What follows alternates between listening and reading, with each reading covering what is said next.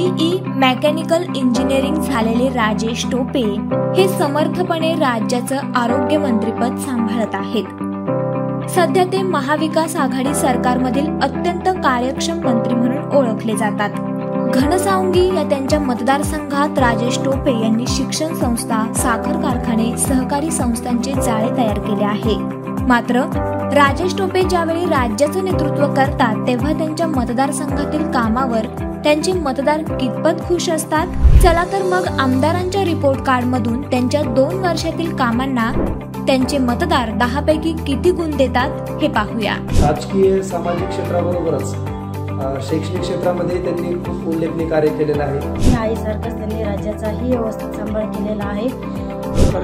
साहेबांचं कौतुक करावं तेवढं कमीच आहे आणि एकूणच संपूर्ण महाराष्ट्राला या कोरोना काळामध्ये अतिशय या ठिकाणी चांगल्या पद्धतीने त्यांनी जबाबदारी निभावलेली आहे। कारखाने अतिशय चांगल्या पद्धतीने युनिट चालू असतात, चांगल्या पद्धतीने भाव देतात। 10 पैकी 10 मार्क दिले तरी त्यांना कमी नाही। मी त्यांना या कार्यासाठी 10 पैकी 10 गुण द्यायचे। 10 पैकी 10 राजेश टोपे यांना 10 पैकी या ठिकाणी गुण मी 10 पैकी 10 गुण द्यायचे।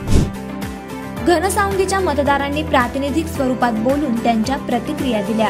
मतदारांनी आमदारांच्या रिपोर्ट कार्डवर दिलेल्या गुणांची सरासरी होते 9.8 गुण।